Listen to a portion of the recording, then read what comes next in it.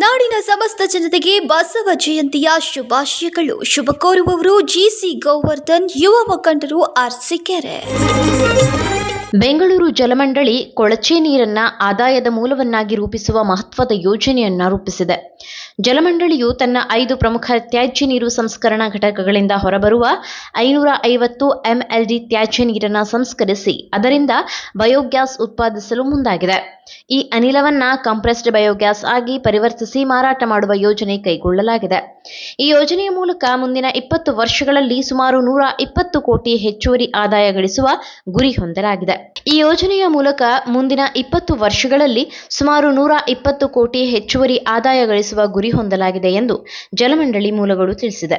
ದೇಶದ ಕೆಲವೆಡೆ ಇಂತಹ ಯೋಜನೆಗಳು ಇದ್ದರೂ ಬೆಂಗಳೂರಿನ ಯೋಜನೆ ಅತಿ ದೊಡ್ಡ ಮಟ್ಟದಲ್ಲಿರಲಿದೆ ಎಂದು ಹೇಳಲಾಗಿದೆ. ಈ ಹೊಸ ಉಪಕ್ರಮವು ನಗರದ ತ್ಯಾಜ್ಯ ನಿರ್ವಹಣೆ ಹಾಗೂ ಪರಿಸರ ಸ್ನೇಹಿ ಇಂಧನ ಉತ್ಪಾದನೆ ಎರಡಕ್ಕೂ ಮಹತ್ವದ ಹೆಜ್ಜೆಯಾಗಲಿದೆ ಎಂದು ತಜ್ಞರು ಅಭಿಪ್ರಾಯಪಟ್ಟಿದ್ದಾರೆ.